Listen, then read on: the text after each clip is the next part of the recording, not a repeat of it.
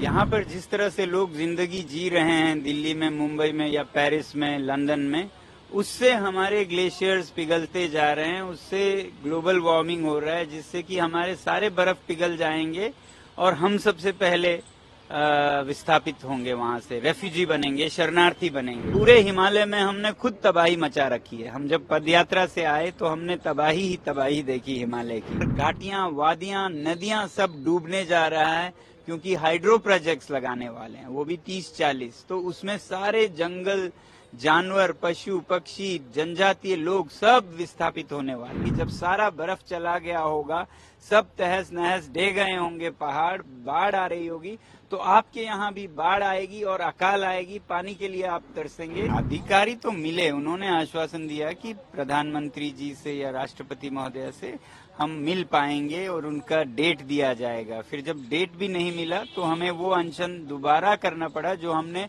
Detention के दिन से शुरू की गई थी। तो अभी क्योंकि कल से आप यहाँ अस्पताल में बैठे हैं, उसके बाद से अब तक 24 घंटे लगभग या उससे ज़्यादा हो गए हैं, कोई मैसेज आया हो वहाँ से, कुछ बात करने की उन्होंने कोशिश की हो? नहीं, अभी तक तो नहीं है। कहा जाता है कि काम हो रहा है, मगर अभी तक कुछ नहीं।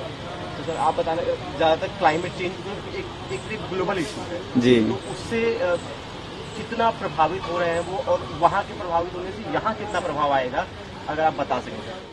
नहीं, सबसे पहले तो यहाँ के प्रभाव वहाँ आएंगे। यहाँ पर जिस तरह से लोग जिंदगी जी रहे हैं दिल्ली में, मुंबई में या पेरिस में, लंदन में, उससे हमारे ग्लेशियर्स पिघलते जा रहे हैं, उससे ग्लोबल वार्मिंग हो रहा है, जिससे कि हमारे सारे बर्फ पिघल जाएंगे और हम सबसे पहले विस्थापित होंगे, वहां से रेफ्यूजी बनेंगे, शरणार्थी बनेंगे। अब जैसे कि ग्लोबल वार्मिंग काफी ना हो, पूरे हिमालय में हमने खुद तबाही मचा रखी है। हम जब पदयात्रा से आए तो हमने तबाही ही तबाही देखी हिमालय की।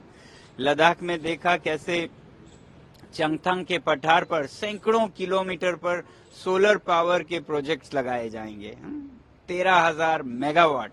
लद्दाख को तो 100 भी बहुत है, तो 13,000 बड़े शहरों के लिए ही है। तो आपके पावर के लिए हमारे चरागे जा रहे हैं, चरवाहों के, उनकी जिंदगी तहस नहस हो जाएगी, उनकी बकरियां, याक सब भगा दिए जाएंगे। और फिर जब हिमाचल पहुंचे तो वहां पर घाटियां, वादियां, नदियां सब डूबने जा रहा है क्योंकि हाइड्रो प्रोजेक्ट्स लगाने वाले हैं, वो भी 30-40। तो उसमें सारे जंगल, जानवर, पशु पक्षी, जनजातीय लोग सब विस्थापित होने वाले हैं।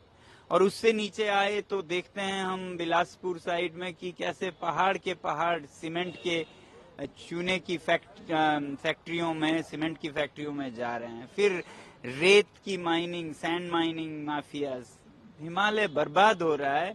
आज और कल के लोभ में, क्या कहते हैं, लालच में, ऐसे व्यापार जो जिनके लिए ये निचोड़ कर फेंक देने वाली चीज बन गई है हिमालय, यूज एंड थ्रो।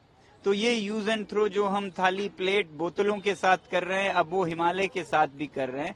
तो ग्लोबल वार्मिंग के साथ साथ ये भी हो रहा है। तो इसलिए हम मांग कर रहे हैं कि स्थानीय लोगों को सशक्त किया जाए और उन पर जिम्मेदारी सौंपी जाए कि वो अपने पर्यावरण को कैसे संभालें।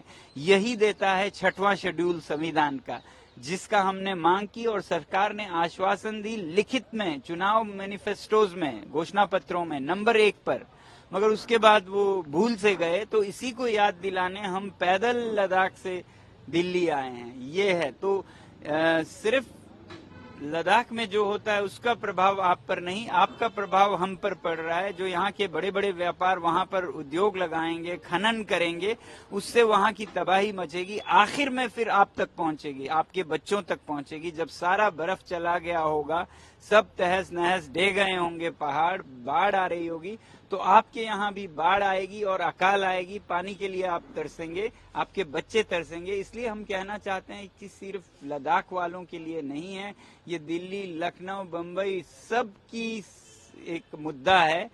आप सब इसमें आवाज मिलाइए। सर आप जिस तरीके कह रहे हैं कि सरकार की तरफ से भूल गई है, क्या वजह आपको लगती है कि सरकार भूल गई होगी? ये वजह कभी बताया नहीं गया है, मगर लद्दाख में लोग मानते हैं कि औद्योगिक गुटों का सरकार पर दबाव है कि वो लद्दाख को संरक्षित न रखे ताकि वो खिलवाड़ कर सकें। अब हमारा मानना है कि अगर ऐसा कोई दबाव है तो दूसरी तरफ से भी इक्वल एंड अपोजिट प्रेशर जो कहते हैं साइंस में, वो किया जाए ताकि फिर संतुलित निर्णय दे सके। वही प्रेशर हम बना रहे हैं ताकि सरकार एक ही दबाव में निर्णय ना दे, दूसरे दबाव को भी देखते हुए संतुलित निर्णय दें।